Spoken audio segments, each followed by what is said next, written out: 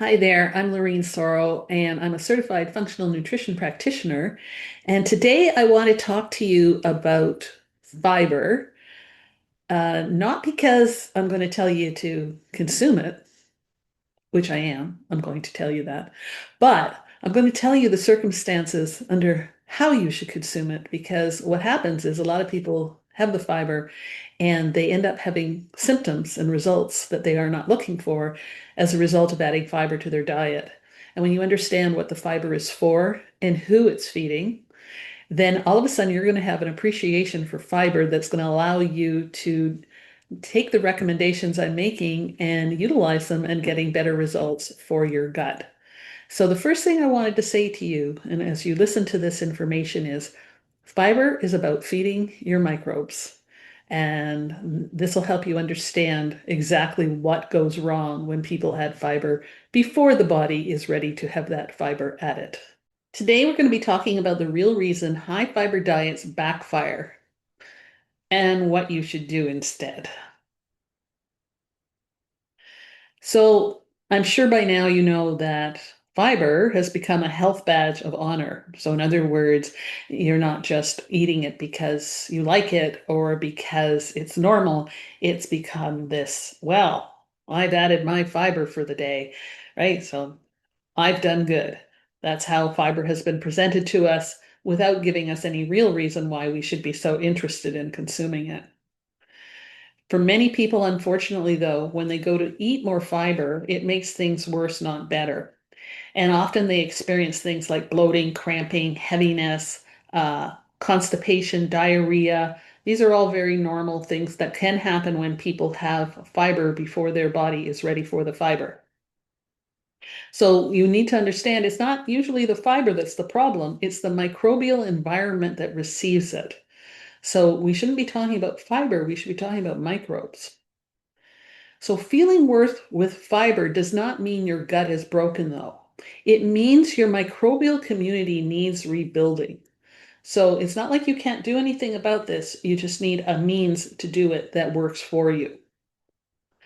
Fiber only works when there are the right microbes to digest it. So it is not digested the way other elements in your food are, like carbohydrates or protein or um, uh, uh, fats, I should say. Can't even remember the three main macronutrients. There we go. Now, what that means is that it needs to pass through your small intestines into your large intestines where microbes feed on it, and they produce beneficial metabolites as a result of this that are very useful to us. Now, it doesn't mean microbes aren't involved with the digesting of those other macronutrients I just mentioned. They are, but we're talking about fiber today.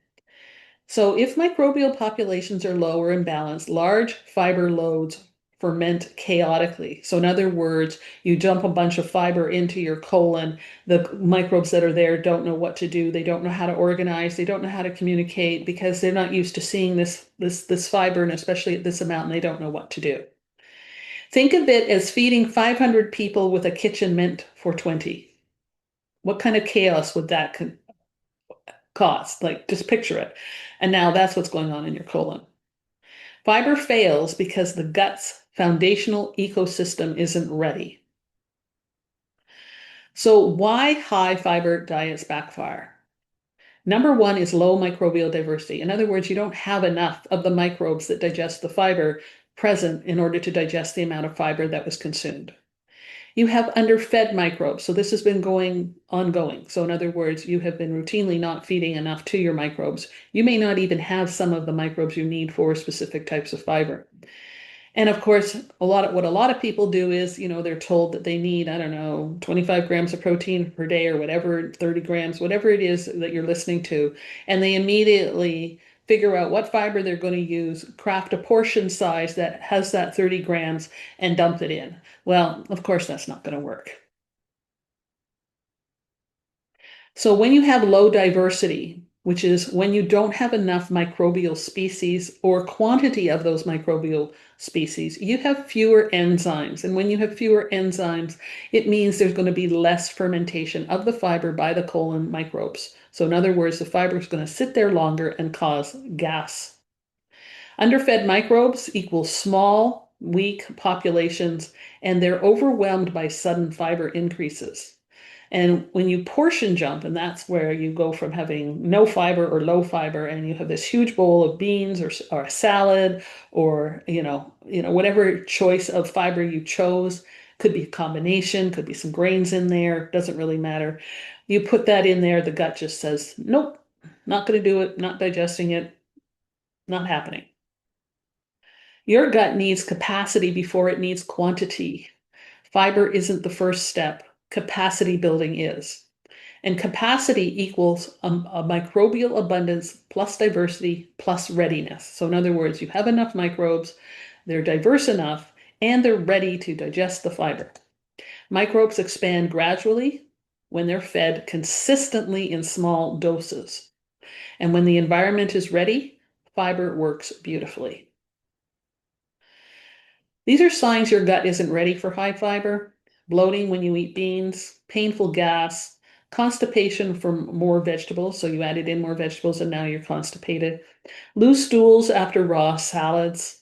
And again, you may have the reverse of that. You could be constipated from raw salads or have too loose a stool from more vegetables. Everybody's different. Feeling heavy after you've consumed legumes or grains, so it doesn't feel like they're digesting properly. And these are not failure signs. They are receiving the feedback that the microbes aren't sufficiently populated. So that's why you experience the symptoms. There's just not enough microbes there. It's like adding weights at the gym too fast. Your body hasn't built up to it yet. So we want to get the colon into really, really good shape, and that will help us with our fiber. So start small, feed widely. So widely means you want a vast array of foods with fiber in it. Okay, you don't have to do that all at once either. We'll start in small, and then you build this capacity up. So you want to microdose your fiber, and then you also want to pair foods strategically so that the foods that help elements or microbes that help the fiber, or they help microbes that help the microbes that help the fiber, you're getting a combination of foods that help build this capacity and increase the number of microbes. You want to rotate what is known as polyphenol rich foods. Polyphenols are phytonutrients found in many different foods, and they work to help promote beneficial bacteria. You want to add catalysts. So catalysts are usually fermented food or ferments, if you like, or acids like lemon juice. And then respect the pacing. So you don't have to do this all at once. Go slow and just, day after day, just keep adding little bits, seeing how it goes, adding different foods, seeing how it goes, gradually building up the amount. You don't need large portions, you need consistent signals. So it's the food that's coming in every day that's signaling the microbes every day. So this is why you want to increase the variety and the diversity, and you don't have, an unlimited potential for eating. Therefore, you need to limit the portion sizes. So small at the beginning is very good. Small amounts allow microbes to expand safely and comfortably. Polyphenols are going to help regulate the fermentation process that's going on in the colon when the microbes are digesting the fiber.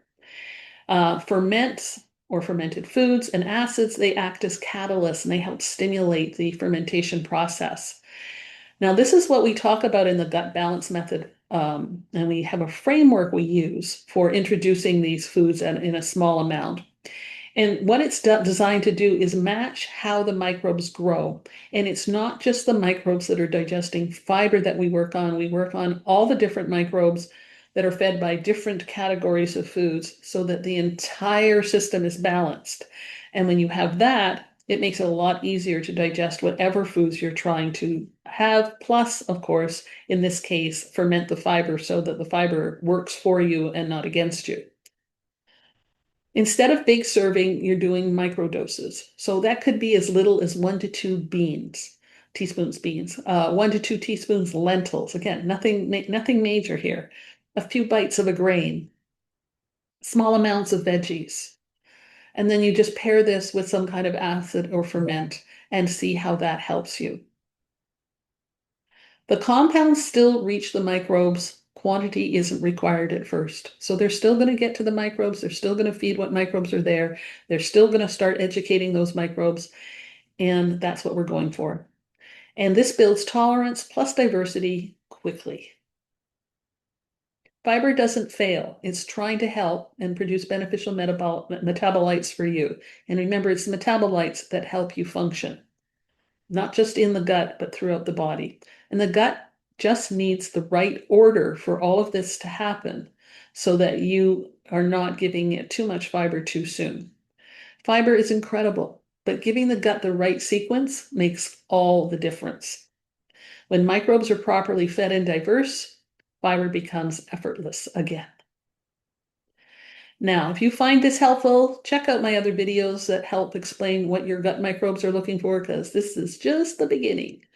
And if you want a step-by-step framework for building microbial capacity comfortably, then the gut balance method is linked below, or you can scan this QR code and go and get more details about it. And if you like the content of this video, please hit subscribe and like if you want more content like this.